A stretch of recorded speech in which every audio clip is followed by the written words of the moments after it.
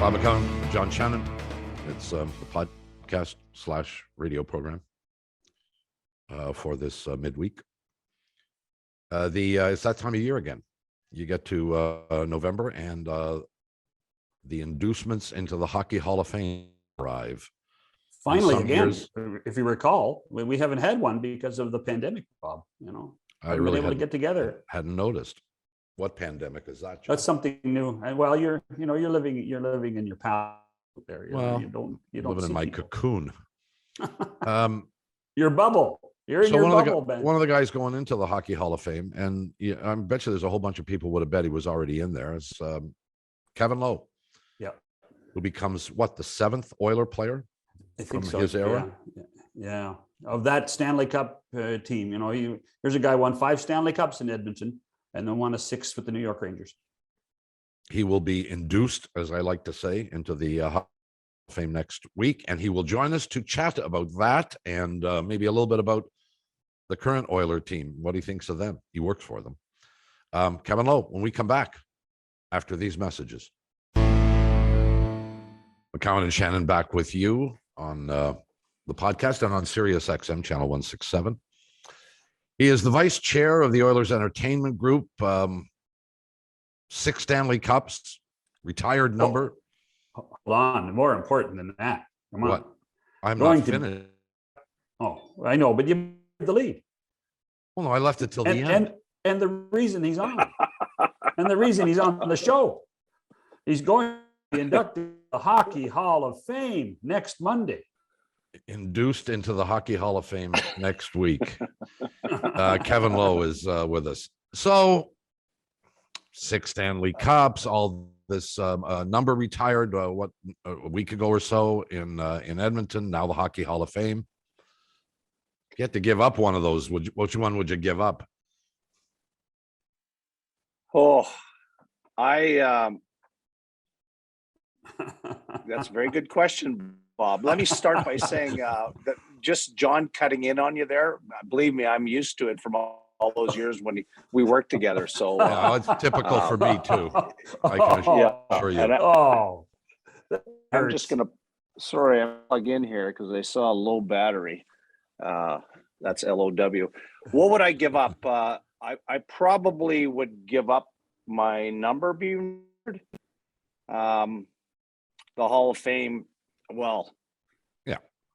I think over what my body of work at Edmonton, I think it deserved to have my number up. I don't necessarily think I deserve to be on the Hall of Fame. The Hall of Fame is an absolute for me, and so likely not one I would have thought I would get. Well, that's very humble of you to say that, but surely over the last 20 something years, you had to think about the possibility, didn't you? Oh, in the early days, for sure, I became eligible, and my name was, up with a bunch of guys, and that would have been 3 years after I played. I was eligible for 19 or 20 years, and that it became. It finally came to reality, and I wasn't waiting on the side of my. Sitting on the edge of my chair waiting. It's just, if it happens, it happens. Again, really not thinking I was a Hall of Famer. For me, it's Gretzky, Howe, or Beliveau. Those guys, those are the Hall of Famers. Mind you, there are guys in there that I look at and go, well, my body works better than theirs. So you have that inner. I don't want to say turmoil, but those inner thoughts. But we had gone 20 years, so it wasn't happening. My mom was my biggest fan. She passed away a couple of years ago, and she said, "Don't worry, it's going to happen. Trust me." And I'm like, I didn't want to tell her because she was getting older. Say, "Mom, it ain't happening. That ship has sailed." Yeah. So it was pretty special when it happened. I'm sure. Before we talk about your career, let's talk about the most recent thing last Friday night. What was that like to be on the ice and to see the number 4 raised? Really special, John. I in my position as an executive with the Oilers, I was on the ice for most of the other ones, and so I had lots of practice, even though I was, emotionally being impacted by the event. So it was to have the guys there on the ice. Not everybody was there, unfortunately, but had good representation. And then have my family. My kids are all older now. That's the one, I guess, blessing that it didn't happen 19 years ago that I went in the hall. All my kids are old enough and starting to have grandkids that they appreciate it that much more. So it was a real special moment. Just did the kids ever see you play? Yeah. Let's see. When I was in New York in the last cup in '94, the kids were 3 and 1, so not much recollection there. Right. Coming back to Edmonton, the end of my career when I started coaching, the kids went to the games, just the 2 older ones. 4 kids together, and I have an older son, Shane, and so Shane certainly saw me play. I'm always intrigued by a number selection.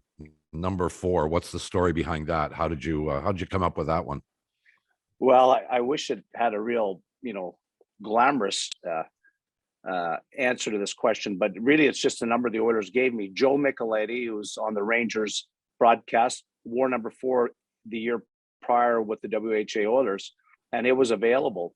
I actually wore number 6 my entire minor hockey career into my lucky enough to wear it with the Quebec Ramparts as well. So I was really hoping for number 6. Colin Campbell, very good friend and one of those leaders we had on the first year of that team, was expansion draft from Pittsburgh by the Oilers, and he had number 6. He wore number 6, so he got number 6. So I have a little side story. After about 6 weeks, the season had started, and Coley came up to me and he said, "Hey, I'm hearing that you always wore number 6, and kind of intimated that, would you like that number?" I'm thinking, wow, this is unbelievable. A veteran would do that sort of thing. I said, "Well, what are you saying? You're going to give me number 6?" He said, "Well, no, I'll give it to you. I'll sell it to you." That's right. Saw that coming. That's so our pal Coley. That's our pal Coley.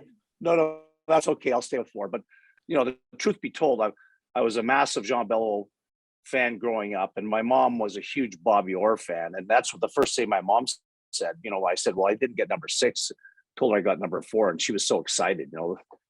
Bobby Orr's number. I said, "I don't play Bobby Orr, Mom. Remember."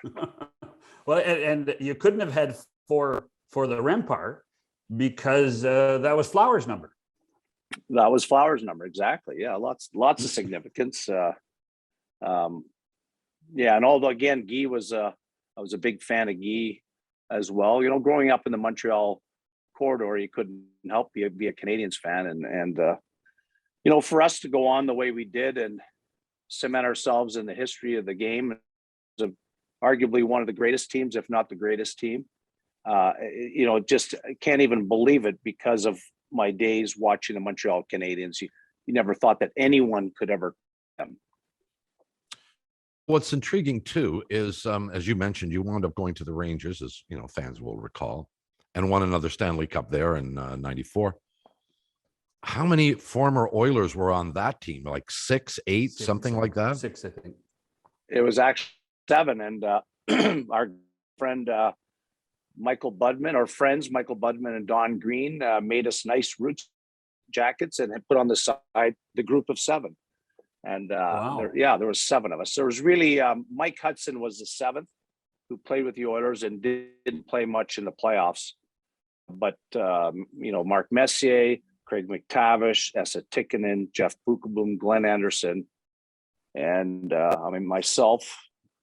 Am I missing one? Well, McTee, right? Mike Hudson. Did you say McTee? Yeah, Mike and Hudson. What about Bukaboom? And Jeff Bukaboom, of course, yeah. Bukaboom and Leach were the number 1 pairing, and I played with Sergei Zubov. And at 30 years old, played a regular shift and penalty kill, no power play, of course, because Leach and Zubov were a pretty formidable pairing. I think there's 3 Hall of Fame defensemen on that team, now that we look back on it.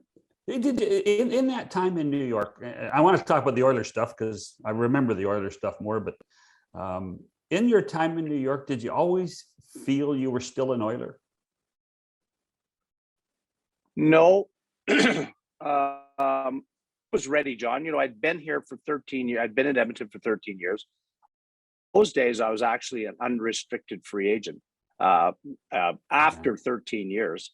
But the Oilers still had first right of refusal. So Glen, a different time completely.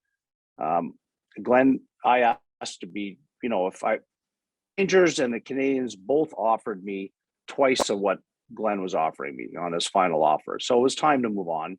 And but he took his time trading me, and then he came to me in December of 1992.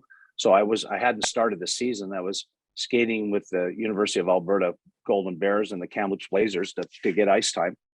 And he said, "Okay, well, I'm going to give you what you want." And he said, "And better still, you have choice between the Montreal Canadiens and New York Rangers. I've got deals with both. Where do you want to go?" And I obviously chose New York because of Mark being there and Book at the time and Adam Graves, guys that I knew, and it was exciting. But I passed a chance for the Stanley Cup that year because Montreal won the Cup that year in 1993. Two interesting characters in the front office of that Rangers team. Tell me about your relationship with the coach and also with the general manager. Was Neil Smith at the time? Yeah, Neil was, Neil's a sharp hockey guy, and he was. They were all in, going all in to try to win it. They figured they had that window, the 92-93 season when I got there in December, it was a train wreck, and Mark wasn't happy, and team didn't make the playoffs. Right. I think they won the President's Trophy a year or two before, and then they didn't make the playoffs, and then made the coaching change, brought Mike Keenan in, perfect guy at the perfect time. Had a boatload of veterans, of course, Mark being the leader, and Mike just he just pulled enough and prodded and poked enough people, none of which I saw. He never once said anything to me, which is kind of interesting. I remember when he got hired, I was talking to Wayne Gretzky that summer, and I thought, oh boy, this is going to be a disaster for me because I'd never played for Mike. I was at the Cups in 87 and 91 because I was injured both times. So I said, I'm worried that this isn't going to go well. And Wayne said, "You have absolutely nothing to worry about, Kevin." And I said, "Why?" He says, "Because you've got 5 cups and Mike has none." So, and which was the case. And they paired me with Sergei Zubov right out of training camp, and went on to be won the President's Trophy. I think we had the top power play, top penalty kill. It was ridiculous team's numbers, but they were ready. Kovalev was a young star emerging. Brian Leach was at the height of his game. Adam Graves became the top power forward. Zubov, no one knew that he'd become a Hall of Famer. And then Mike Richter was an unbelievable goalie. So, it was a wonderful year. But sorry, John, I didn't finish your question about did I ever. Once you get on a new team and you go through the highs and lows, you quickly, you become them. I became a New York Ranger. It took that first year of losing, not making the playoffs, to really solidify things. And then in 93, 94 was just a Cinderella season. So, then I became, a Ranger at heart. But you went back and finished your career with the Oilers, correct? That's right. I had 2 more years. So I played 2 more years with the Rangers after the Cup. I think we won a round in both years, I believe. And then by then I was 37. The Rangers, they had unloaded Doug Waite, Todd Marchant, Tony Amonte, to bring in all these old guys. So they needed to do a rebuild. So the Rangers didn't re-sign me. Actually, the Calgary Flames came after me aggressively. Al Coates, my wife Karen grew up in Banff. Al made a compelling, reach out or story about, come and play for a couple years and then perhaps work with the Flames or get involved. He knew I was interested in business and that a lot of the ex-Flames had stayed in Calgary, and it was really compelling. I went through that whole summer thinking I was going to sign with the Flames. And then I woke up one morning in August. Meanwhile, Glen was he heard I was going to the Flames. So I think he felt, well, I better get in the fray. And so anyhow, I was still thinking of signing with the Flames. I woke up one morning, actually looked in the mirror and said, I can't play for the Calgary Flames. Like, really? Seriously? It was just as simple as that. It was like there was a switch, and it wasn't over a long discussion debate. And I think Al and I are good friends. Al Coates, that is, and he thinks to this day I was using the Flames to leverage them, but I really wasn't. The Oilers really hadn't come after me. Dallas was interested. Doug Armstrong tried to get me back to Dallas to play with Zuboff because they had Zuboff at the time. And then Glen came a knocking, and he said, well, what do you want to do? And I said, well, I want to play. And he said, well, but what do you want to do after? I said, well, coach, I guess. I wanted to stay in hockey somehow, if not directly with an organization. Then I had lots of opportunity to get in the media, or I would have had. Yeah. And so he said, thank you, John. So he said, well, how about why don't I sign you to a contract, 1 year to play, then 2 years to coach? And you can't have those contracts anymore either, by the way. And so that was my contract. I signed to play for 1 year, and then I had a 2-year contract with the amount of money attached to it, but no particular role, but just a coach. And the Oilers hadn't made the playoffs for 4 years. When I was away in New York, I came back.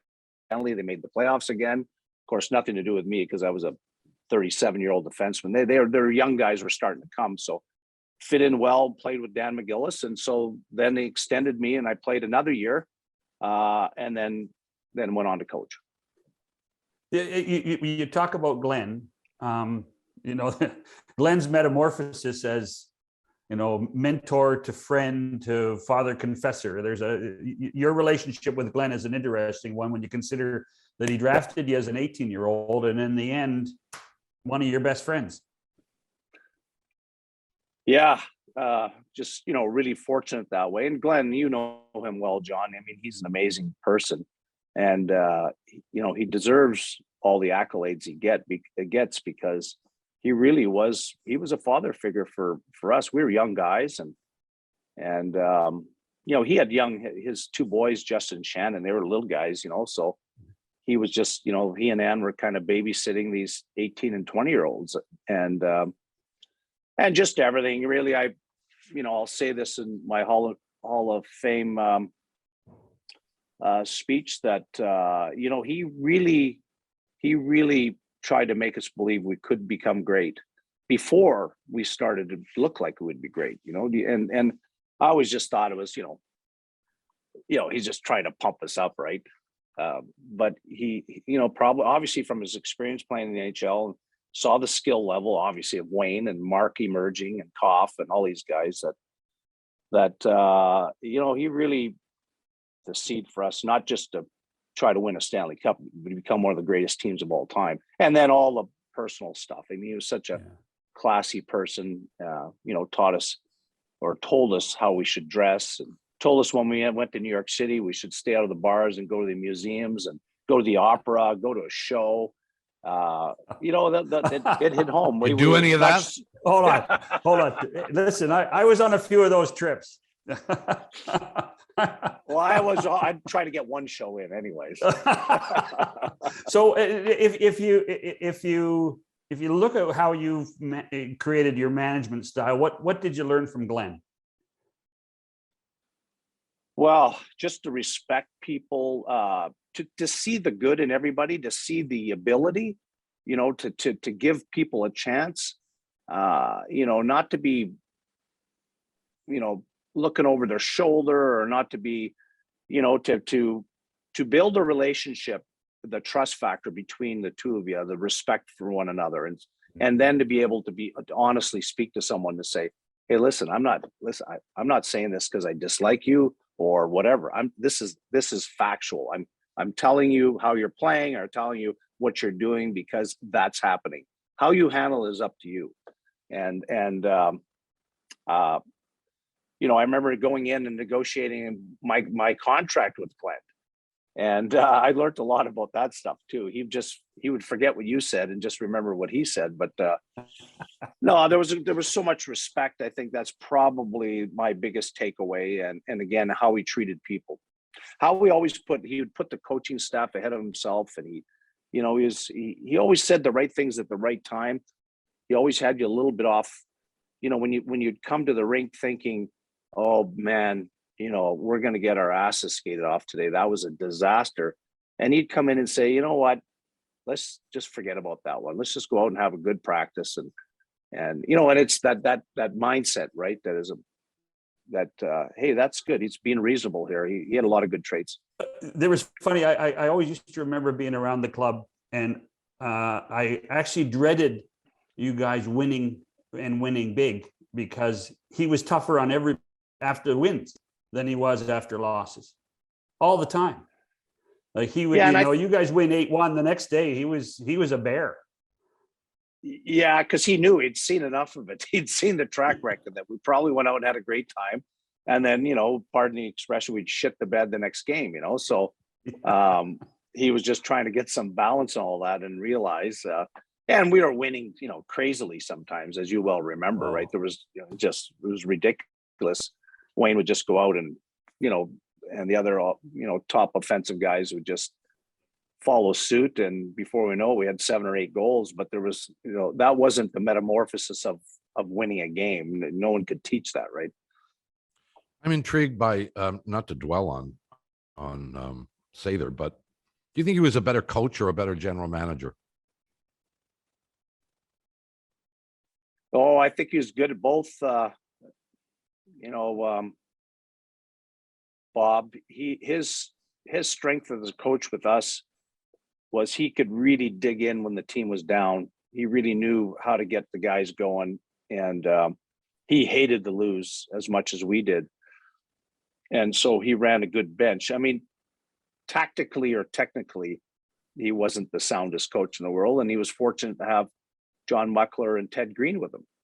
And Muckler, for sure, Teddy Green had evolved in. I mean, we were doing stuff technically that, other teams never knew about. Everybody just thought it was this, ridiculous amount of talent that was winning games. And I'll say that the biggest misconception about the 80s Oilers is that we were very structured when it came time, come playoff time, et cetera. And we learned that from the Islanders after 83, that we had to do something different. It wasn't just a talent win. And then they adopted a system, a real aggressive 2-1-2 check that really played to our style of game, because we all wanted to move forward. And then it was just a matter of, being sound. But general manager, I mean, when you think of the players he brought in, Kenny Linsman and Kent Nielsen and players like that. He was always making a deal to bring, like, Rahul Retzelaine, and he brought Randy Gregg, and I mean, those were key players. Even Craig McTavish. Yeah, and Mac T, of course.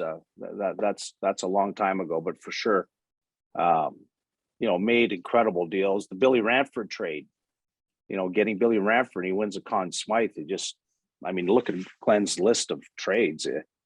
And he was always, I enjoyed when I was a manager, and he was with the Oilers, and he was in New York, because I loved the conversations, and as much as I trusted him, I didn't trust him on any of the discussions. It's like, because I just know he's so darn competitive. But towards the end, as I had a few years as a general manager, I let my guard down with him, and we made a few deals that, his evaluation and my evaluation synced up, and they ended up being good deals for both teams. So you were a player, a coach, and a general manager, all with the Oilers, of course. Which do you miss the most? The playing, for sure. That's an interesting question. When Glenn was leaving to go to New York in 2000, I was the head coach, and I had an out in my contract that I could leave anytime Glenn leaves. So he had asked me to come to New York with him and be the coach. Meanwhile, the ownership group here, Cal Nichols of the Edmonton Investors Group, had approached me about being general manager, staying. Glenn was leaving, so they were offering me to be general manager, and I was head coach at the time. And I knew very well that I couldn't do both. are, not at such a, I was so new to that side of things. And I wanted to, with Glen leaving, I wanted to maintain some sort of stability and balance to the oil machine.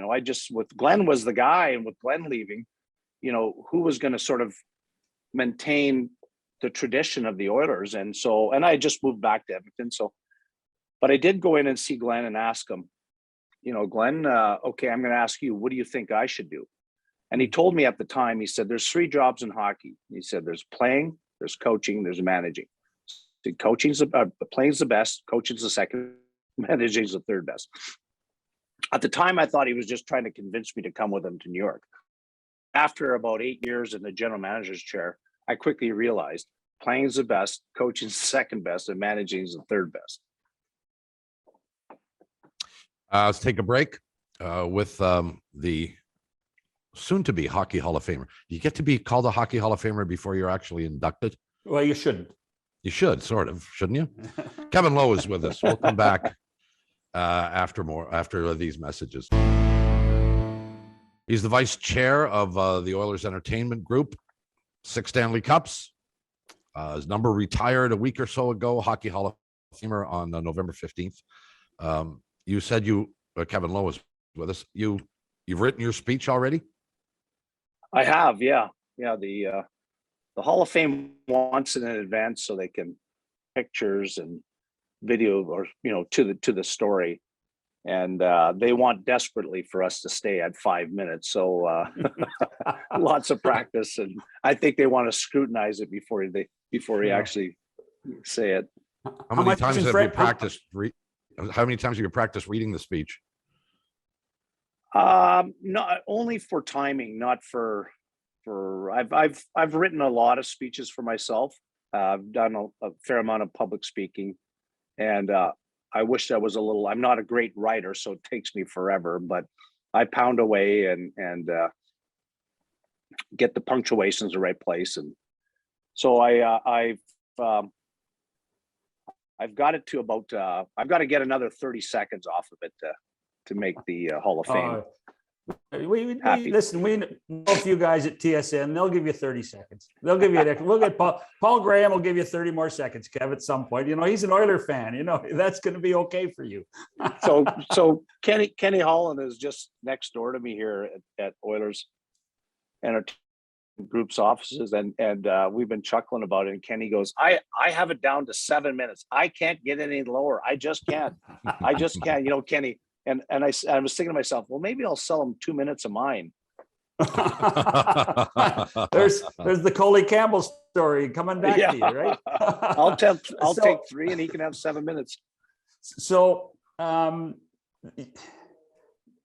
this is the last 20 years have been a real roller coaster for you. I mean, for me, watch last Friday night, to see the ovation, to see the laughter, to see the 4 go up. It wasn't that long ago, Kevin, where you weren't the most popular guy in Edmonton. Yeah. It was hard on you. It was hard on Karen. It was hard on the family. How have you managed to stay so loyal to the organization and to the? Yeah, I think I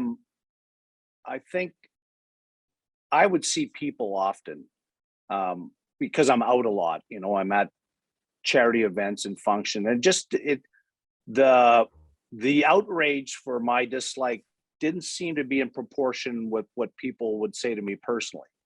I like to think, and that's maybe my own self-preservation, was a vocal minority. My good friend Bob Stauffer will say, to this point, still to be taken over someday, that I was the second best general managers in Oilers history. Now, of course, Kenny Holland's looking to change all that. But, I didn't want to ever defend myself when I was being criticized. I wasn't the one making the hockey decisions. The people I put in charge was making the hockey decisions. The only mistake to me I would have made is obviously the wrong decision in people. But there's so many, so as you well know, there's so much that goes on in hockey, but I wasn't going to go around defending my own participation in what was going on in the Oilers world. And that's, I believe, one of the reasons why I've stayed here so long, is that I didn't submarine anyone, and I didn't try to save my own skin. But to your point, John, no question. It's very disappointing to me. And one of the things which was, totally media, had you been around, you might have saved me a little better, was that I misspoke a tiny bit, and the media ran with it. And they tried to put a wedge between me and the fans, insinuating that I thought there was two class of fans, which wasn't what I said. What I said was, it was all about how did we know that staying the course was the right decision. They said, well, we had done lots of market research with our fans, and they said, well, like who, for instance? I said, well, the paying fans, because that's the only, those are the only people we could talk to. We couldn't talk to, and that wasn't a season ticket holder that didn't. So, and the media ran with it, and they, headlines that Kevin Lowe thinks there's two tiers of fans. So I think that whole thing added to it, that I was, some snobby person up in the high tower. But anyhow, that's water under the bridge. And I think my obviously my hockey reputation speaks for itself, and I think my general manager's reputation speaks for itself. And if a poor job, it was as president hiring other people to do my job. Okay, so the other one for me is, I remember two of your goals. Okay, obviously the first one in October of '79 in Chicago, which was the first goal of the franchise in the NHL, and then there was the one in Game 3 or Game 4 of the '84 final, 3, where you came in off the blue line and backhand beat Billy. And which one do you remember? That I remember that one for sure. That was, at a critical time. We came from Long Island, tied at 1 in the series. Although we had won Game 1, it just barely won, and then the Islanders hammered us pretty good in Game 2. So there was still, fair amount of doubt in all our minds. And I can't remember that it was in the first period, and I know Glenn Anderson crossed the blue line and backed the D's up a little bit, kind of sucked them in, and I came trailing up the side, and he just slipped. So I had a bit of a lane to go in, and froze big forehand, pulled in my backhand, put it in the open net. And it kind of, the building, I think it was the first goal that night. And the building just went crazy because, we had scored a goal, but, I had scored it. So it's like, we got to be winning if Kevin scored. Yeah, I'll tell you, it's everybody, just as an aside, everybody talks about Mess's goal in Game 4, the one across the blue line. But I think your goal changed the whole perspective of those 3 games in Edmonton more than any other. I think that goal that changed the momentum of the series more than any other, and then allowed you guys to win in 5 games. I'll take it. Well, it's lovely to chat about goals, and you have them in your career. But I'll tell you the one thing that's more interesting to me: it's the number of penalty minutes, Lowe, that you accumulated over the course of your career. Now, I will concede, and I think we should all make note for younger viewers or listeners, that this was an era where there was more physicality, there were more penalties called. But how would you categorize that in terms of your history? Are you proud of that? I don't know, is it 1,200 minutes, 1,400 minutes, like that? That's a lot. You spent a lot of time in that little box on the side of the rink. Different era, of course, Bob. I mean, they used to hand out 10 minutes, like handing out like crackers. Yeah. Crackers. Hold on. You're not saying Sudafed. They're not all. Those weren't all 10-minute misconducts, Kevin. You mean, let's face it, your nickname was Vicious. Yeah. I mean, there was more penalties back then, for sure. I mean, I wasn't a fighter. I fought a few times only because you had to. So mostly minor penalties, and I thought I was a relatively clean player, but apparently not. I think there was a lot of 10 minutes in there, John. I really do. But it was a different. That was a different era. Like there were very few guys would qualify for the Lady Byng Trophy, right? That was almost like a badge of dishonor, right, in that era. Our producer just put up on the screen for us 1,498 penalty minutes. Holy cow, that's a lot. Did you ever get hell from coaches? Like, stay out of the box? No, not really. I don't think so. It probably happened. That was, Slats would say that was a horseshit penalty to take at the wrong time of the game. I'm sure that happened. Yeah. But I think that was. So what did I play? That's only that many minutes. It's only like 1 minute a game. It's a little over average. a minute a game. You played 1,200 and change. I know better than you. You played 1,200 and change. You got 1,500 penalty minutes. So it's like 1.3 per game. That's enough. Well, think about it. A physical defenseman, you're gonna get like one penalty. I get it. I wondered how conscious you were of that now and over the course of your career. So talk a little bit about John. You wanted to jump in? Well, you said you didn't get to 87 and 91 at the Canada Cups, but you were able to be involved in the Olympic management team. Where does that fit in everything you've done? 2002 and the gold medal, the first one in 50 years. Where does that fit? That's really high up there for a couple reasons.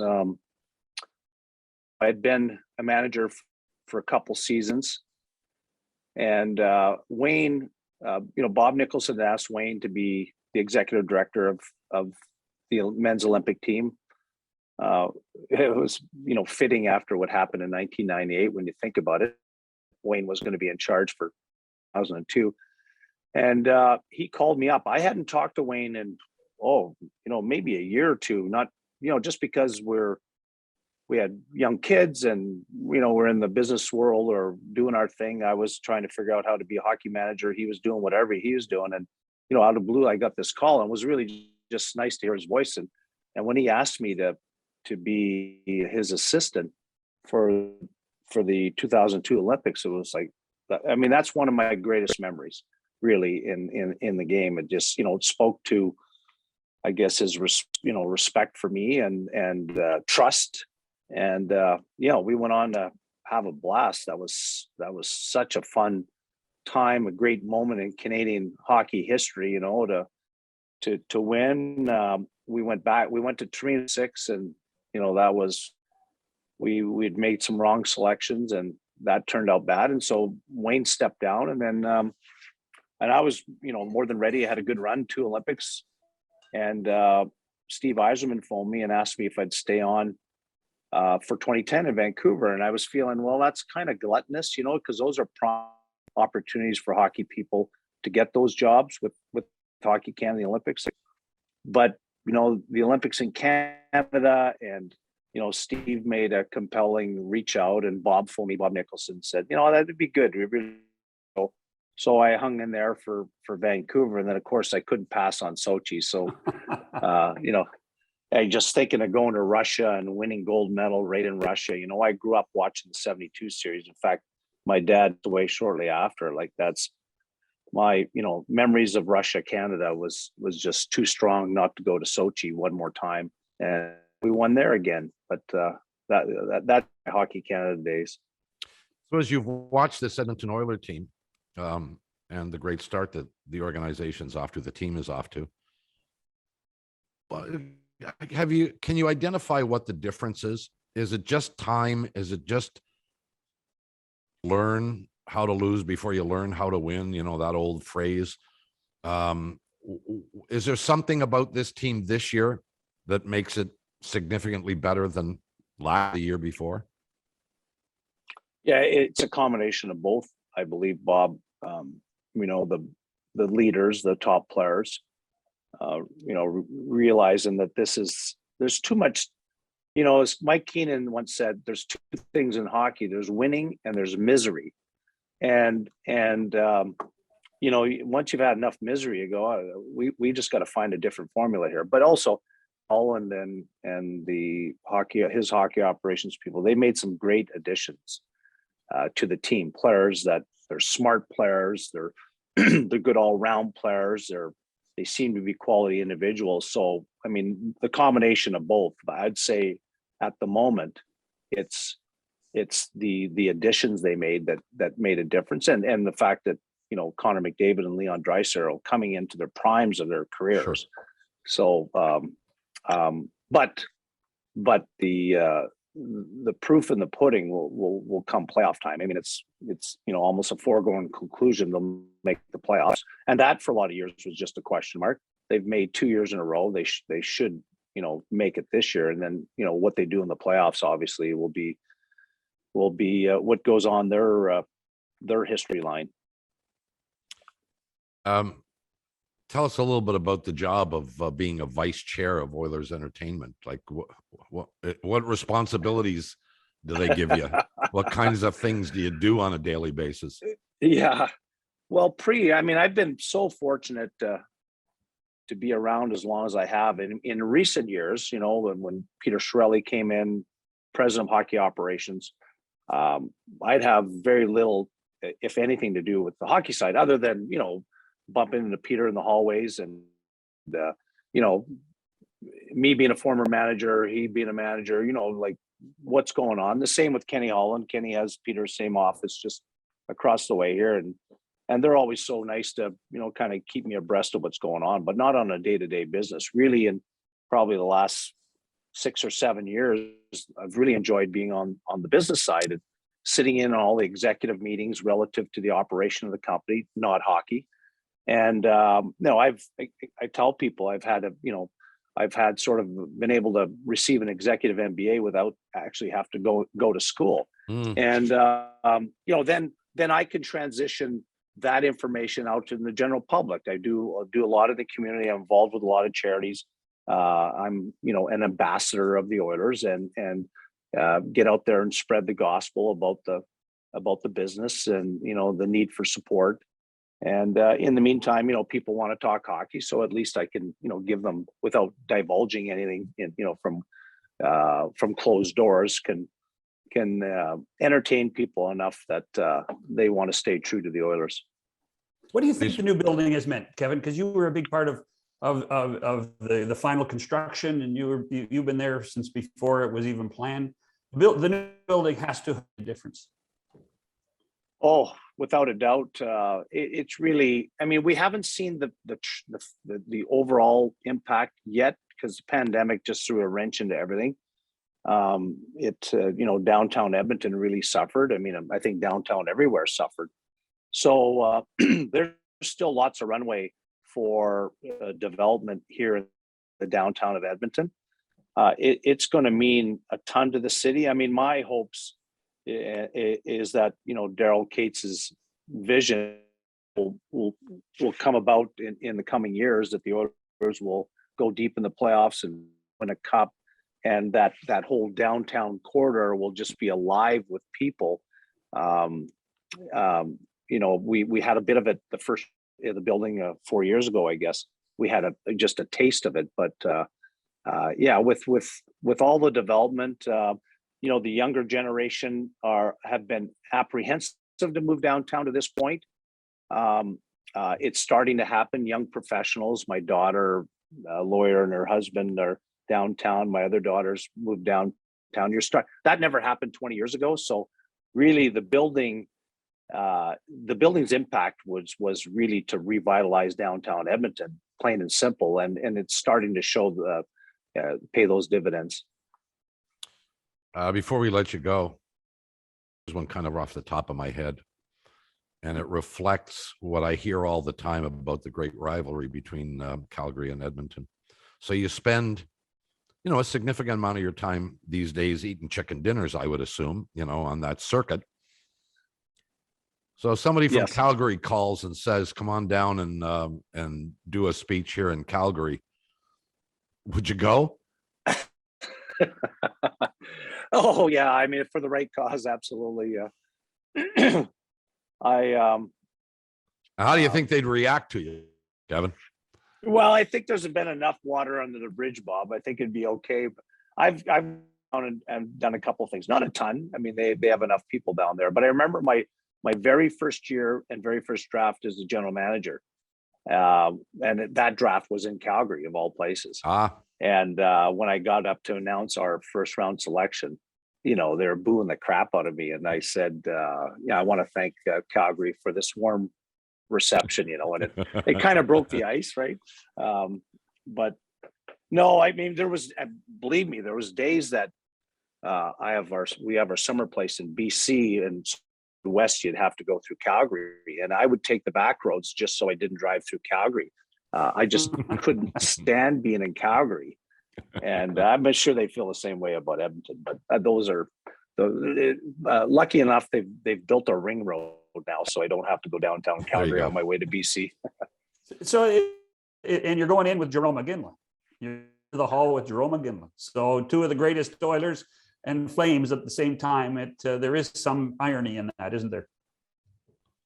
There sure is, and Jerome grew up in St. Albert, which is really a suburb of Edmonton. And when I talked about in 1992, when I didn't have anywhere to practice and I ended up in Kamloops, Jerome McGinley was, I believe, a 16-year-old player with the Kamloops Blazers. And, C. Tucker was there and Shane Doan was there. Jason Strudwick, there was a pile of guys. Ryan Rashad was on that team. And I think back to Donnie Hayes was first coach in first year in Major Junior. And and then to see, you're sitting there looking at these kids trying to be, they probably thought I really wasn't that good actually, but they, to think, what went on with their lives. It's just almost storybook-like. And then of course, being involved with Jerome in 02 and 06 and 20 Olympic teams. He's just such a class act. So I got to tell you, this is a bit of a storybook, what you've done and how you've done it. The first feature I ever really ran on an Oiler broadcast was you and Wayne living together, if I recall, and cooking spaghetti. and I'm not sure who the better cook was at that point. Do you remember? No, John, no question. I was the better cook. Wayne couldn't even cook. And he was impressed that I could do roast beef. Like, how hard is it to put roast beef? You shove it in the oven, right? Some potatoes, boil some carrots, and oh no, that was he referred to me as the cook. He said I was a gourmet cook, but I really wasn't a gourmet cook. Well, we congratulate you on the honors you have received and the one you're about to get, which is an honor to be admitted into the Hockey Hall of Fame. We wish you continued success and enjoy yourself next week. I know you will. And thanks a lot for taking a few minutes for us today. My pleasure, Bob. And nice to be on your show. And John, of course, we go way back. It's always a pleasure. Thank you. Thank you, Kev. Kevin Lowe will come back and wrap it after these messages. Our thanks to Kevin Lowe for joining us. You're going to go to the Hockey Hall of Fame induction ceremony. It's going to be a different format this year, but it's usually one of the great events of the year because there's lots of hockey people, and nobody worries about winning and losing. Because if you're around hockey people, 50% win and 50% lose. So 50% are fun to be with, and the other 50 are not.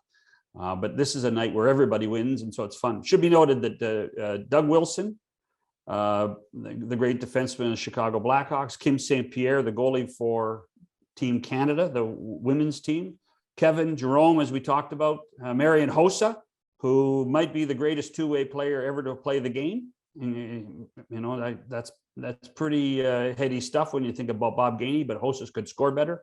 And Kenny Holland, as Kevin talked about, going into the Hall of Fame this year. So it's a big group, and it's a big group. I don't think anybody. There's always a bit of controversy who got in, who didn't get in. I don't think anybody's disagreeing with that list of people, particularly, I think, long overdue with Kevin Lowe. I think Kevin should have been in there before this. Well, when we talked about having Kevin on the program, I just assumed he was already in. Yeah. Well, I was and quite you know, surprised because the it's a long Oilers, time to wait. Sure it is. And the Oilers have rules. Glen Sather put the rules in years ago, was the only way you can have your number retired in Edmonton is to be in the Hockey Hall. And so that's why it's taken this long for Kevin to have his number retired as well. I would never disagree with you on anything relating to hockey and certainly Edmonton Oilers. But I think Kevin Lowe was the one who put that rule in place. Oh, it might have been. I just assumed it was Glenn because Glenn No, ran I everything think else. I think it was Kevin himself when he Wow. was the general manager, put that rule in place, and then had to live with it until he was inducted Well, into the Hockey Hall of it Fame. made it easy. It made it easier. So it made it easier. So why aren't you retiring your own number? Well, yeah, sure. You know, I mean, that would have been a little uncomfortable, huh? Yeah, it might have been. Might have been. And he's got they have a pretty good hockey team this year. We will see whether they can Well, put the magic together at the end of the year. Here's the frustration for Kevin is that the night they retired his number, people were going to talk about what a great night it was to see Kevin Lowe's number retired. Now everybody's talking about Connor McDavid. Yeah, I guess. and we've forgotten that Kevin had his number retired on the same. But did you see Connor go through 5 guys? Yeah, no kidding. That'll do it for us. We got to get out of here. We thank you for watching or listening, as the case may be. For John Shannon, Bob McCown, we'll see you tomorrow. Goodbye, everybody.